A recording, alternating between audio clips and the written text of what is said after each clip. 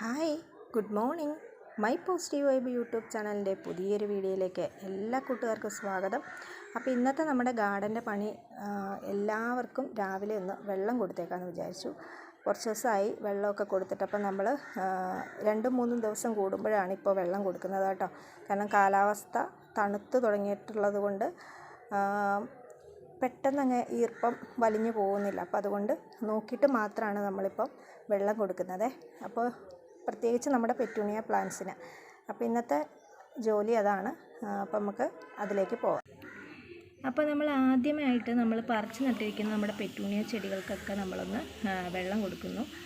വെള്ളം കൊടുക്കുന്നത് സ്പ്രെയർ വഴിയാണ് കേട്ടോ. അപ്പം പെട്ടെന്ന് ഈ ചെടികൾ മറിഞ്ഞു പോകാനൊക്കെയുള്ള ഇടയുണ്ട്. ഈ ഒത്തിരി വെള്ളം നമ്മൾ കുത്തി ഒഴിച്ച് കൊടുക്കുമ്പോൾ സ്പ്രെയർ ആകുമ്പോൾ ആ പ്രശ്നമില്ല. ചെടികളൊക്കെ നന്നായിട്ട് തന്നെ നിൽക്കും. അത്യാവശ്യം നല്ല രീതിയിൽ നനവും കിട്ടും.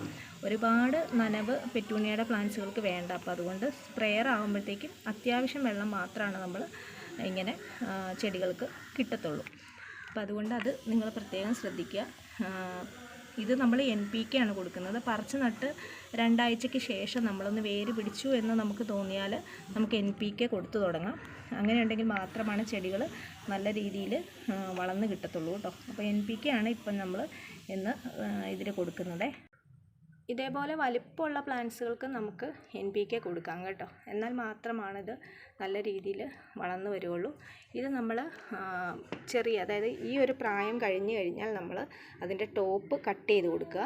അങ്ങനെ ടോപ്പ് കട്ട് ചെയ്തിട്ട് ഒത്തിരി ബ്രാഞ്ചസ് വന്നതാണ് നിങ്ങളിപ്പോൾ കണ്ടുകൊണ്ടിരിക്കുന്നത് കേട്ടോ.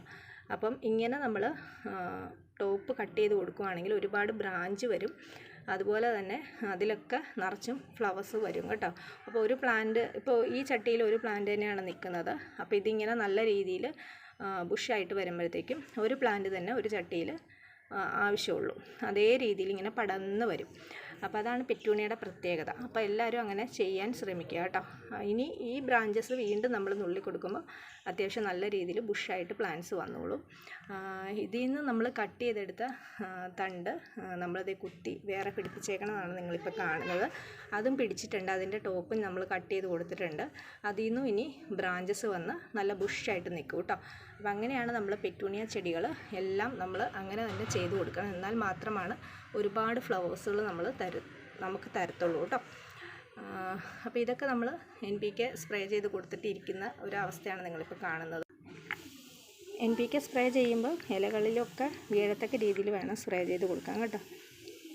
അപ്പോൾ ഇന്നത്തെ പണി ഇതൊക്കെയാണ്. നമ്മുടെ ചാനൽ സബ്സ്ക്രൈബ് ചെയ്യാനും വീഡിയോ ലൈക്ക് ചെയ്യാനും ഷെയർ ചെയ്യാനും മറക്കരുത് കേട്ടോ.